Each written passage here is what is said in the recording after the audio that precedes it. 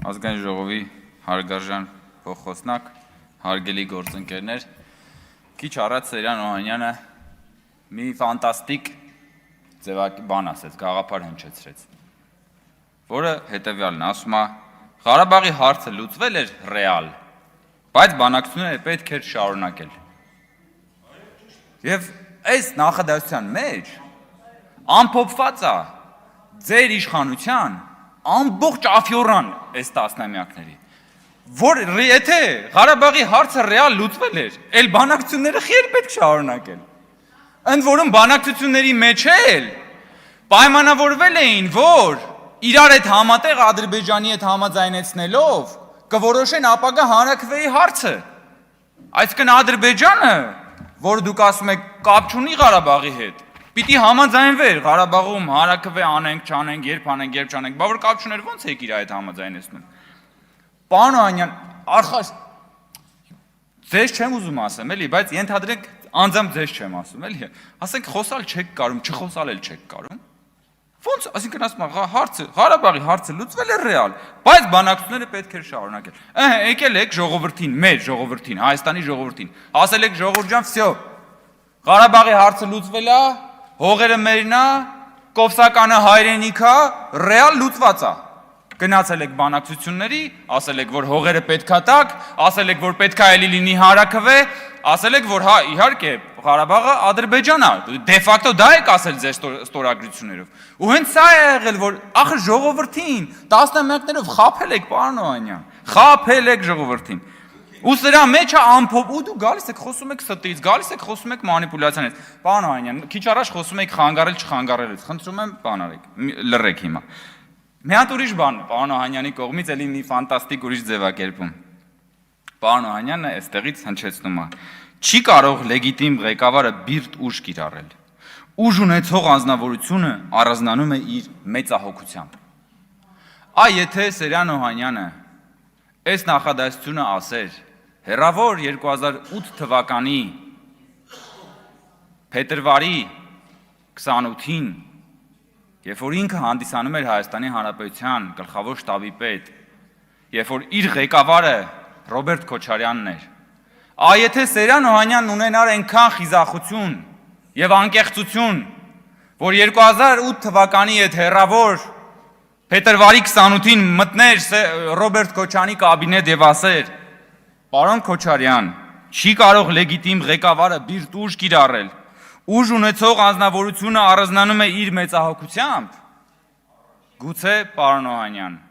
դրանից ընդամենը 1 օր անց 10 մարդու Երևանի կենտրոնում ձեր իշխանությունը չգնդակահարեր։ Բիրտ ուժը դա է։ Եվ այդ խիզախության մասին ձոնը կգնաք կկարդաք Ռոբերտ Քոչարյանի ականջի մոտ։ Ու չգաք այստեղ եւ մեզ բիրտության եւ խիզախության մասին բաներ, ուրեմն հեքիաթներ պատմել։ Հետո էլ ասեք, պատեպատ ենք տալի, պատեպատ չենք տալի։ Ձեզ ժողովուրդը իր գնահատականով ամեն օր պատեպատ է տալի։ Ամեն օր։ Մենք տանք, չտանք, ժողովուրդը ձեզ ամեն օր պատեպատ է տալի իր գնահատականով։ Ասում եմ, գիտեք հեշտ էր բանակցություններ վարելը։ Իսկ հեշտ էր 10 մարդու գնդակահարելը։ Իսկ հեշտ էր գալ մարդկանց ասել, որ Ղարաբաղի հարցը լուծված է, բայց գնալ բանակցել, որ հողերը տակ եւ այլն եւ այլն։ Իսկ դա հեշտ էր, պարոն Օհանյան։ Կփորձեք կիսվել ձեր բանով։ Դուք էլ մի օր մեմուարներ գրեք եւ ուրեմն կիսվեք ձեր փորձառությամբ։ Հիմա բան անեմ։ Անդրադառնամ արդեն նախորդ ելույթներին։ Ընդդիմադիր падգամավորներից, ճարտասաններից մեկը այստեղ ասում էր, որ մենք ձեր հակապատկերն ենք, դրա համար դուք մեզ չեք ներում։ Այս ընդդիմադիր падգամավորը չկանխամտածված ճշմարտություն է ասել, բայց կիսա ճշմարտություն, որովհետև ներել չներելու հարցը մի կողմ դնենք, որովհետև մենք չենք, որ ձեզ պիտի ներենք կամ չներենք, բայց այո, մենք ձեր հակապատկերն ենք, դուք մեր հակապատկերն եք, որովհետև մենք ուզում ենք հասնել խաղաղության, դուք ուզում եք հասնել պատերազմի։ Մենք խոսում ենք ապագայից, դուք խոսում եք անցյալից։ Մենք ասում ենք Հայաստանը պիտի սահման ունենա, դուք ասում եք Հայաստանը պիտի սահման չունենա։ Դուք ասում եք մահ կամ ազատություն, հետո ազատությունը պահում եք ձեզ, մահը տալիս ժողովրդին, մենք ասում ենք կյանք եւ ազատություն եւ երկուսն էլ ասում ենք ժողովրդի համար։ Այստեղ այո, մենք իրար հակապատկեր ենք։ Իսկ կների ձեզ ժողովուրդ թե չի ների, ժողովուրդն է ձեզ ներողը, բայց դուք ամենամեծ խնդիրն է, որ նույնիսկ ներողություն չեք խնդրել։ Տիկին Աննա Գրիգորյանը բանը ասեց ու գնաց, ասում է Big Brother is watching you, Օրվելյան հայտնի բանն է ցիտում, հա, ձեզ հետևում են, ասում է մեզ գաղտնը լսում են, կներեք, պետք չի ձեզ գաղտնը լսել, ձեզ պետք է ընդհանրապես լսել։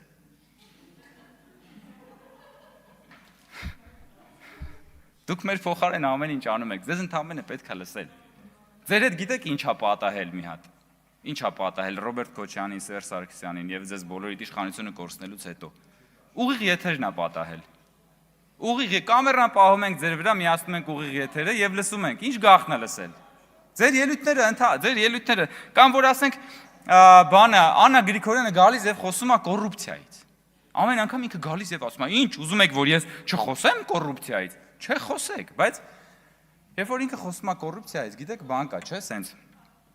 ինձ ինչ է հիշացնում, էլի, իր ելույթները կոռուպցիայի վերաբերյալ, տենց կլոր, փքված, ախորժալի մրգեր են, չէ, լինում, որ սենց նայում ես, աչքդ սենց ծակում է, ուզում ես սենց վերցնես, կծես, հետո վերցնում ես ու պարզվում է պլաստմասից է այդ, հետո պարզվում է պլաստմասից է, վրան էլ մի քիչ փոշի անստել, դա դեկորատիվ է, այդ տենց պլաստմասից ելույթներ եք ունենում, պլաստմասից, որովհետև չի կարելի կոռուպցիայի մասին հուզական ելույթներ ունենալ Ռոբերտ Քոչյանի խմբակցության մեջտեղը նստած։ Եվ մի հատ չգնալ ու Ռոբերտ Քոչյանին կամ Լևոն Քոչյանին չհարցնել, ասել, իսկ կներեք, դուք լսել եք կոռուպցիա բառը երբևէ ձեր կյանքում, կամ որևէ կերպ առնչվել եք դրա հետ, թե չեք առնչվել։ Տիկին Գրիգորյանը այստեղ չի, բայց հուսով եմ ամեն դեպքում ինքը կհարցնի մի օր։ Թե ամեն դեպքում նա մտածում է, որ Ռոբերտ Քոչյանը մի վճիտ, մի զուլալ, մի ամբասիր անձնավորություն է իր ամբողջ քաղաքական կենսագրությամբ, որ որևէ կերպ նա չի կարող կապ ունենալ կոռուպցիայի հետ։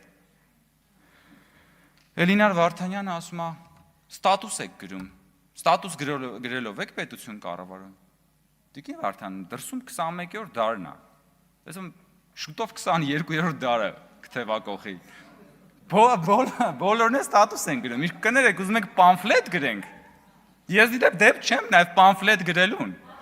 Բայց ասենք մագաղաթի վրա պամֆլետ գրենք, կներեք, ինչ խնդիր կա, դուք էլ եք ստատուս գրում։ Չսեպագիր, ես օրինակ դեմ եմ, որովհետև կներեք, իմ հետ, եթե դուք ուզում եք հարց չկա, բայց ես իմ վրա հույս չդնեք, բայց պամֆլետ կարող եմ գրել։ Բոլորս էլ կարող ենք պամֆլետ գրել։ Կարող ենք նույնիսկ էպիստոլյար ժանրում նամակներ գրել, նամակներով իրար հետ հաղորդակցվել, բայց ստատուսը ժամանակակից քաղաքական կյանքի անբաժան մասն է, հասկանում եք, եւ դա նորմալ է, որ մենք կարող ենք ստատուսներ գրել։ Տենամ էլ ինչ կա։ Հա, ստե մի հատ գրել եմ 3 մանեթանոց լաց բռնաճշումների մասին, բայց սա հաջորդ անգամ հարգելի գործընկերներ, մենք բնականաբար աջակցում ենք Կենտրոնական բանկի խորհրդի անդամի տեխնացությանը, պարոն Քթոյան, շատ բարձր ենք գնահատում ձեր մասնագիտական որակները, ձեր անցած ճանապարհը, շնորհակալություն ենք հայտնում մեզ ուշադիր լսելու համար։ Եվ նաև ես ուզում եմ ասել, որ այդքան էլ համաձայն չեմ մեր այն գործընկերների հետ, ովքեր անդադ բողոքում են, որ ինչու մենք այո, իհարկե ցանկալի կլիներ, որ նաև դե տեսեք, դուք մեր տեխնացուն եք, մենք կարող ենք եւս ամբիոնից անընդհատ ձեր մասին չխոսել, որովհետև մենք ձեզ լսել ենք, ճանաչում ենք, դրա համար ձեզ առաջադրել ենք, ընդդիմությունը պետք է գա ձեզ հարցեր տա, քննադատի, խոսի եւ այլն։ Բայց նաև այն ինչ որ մենք այստեղ քննարկում ենք, դրանք մեր պետության, մեր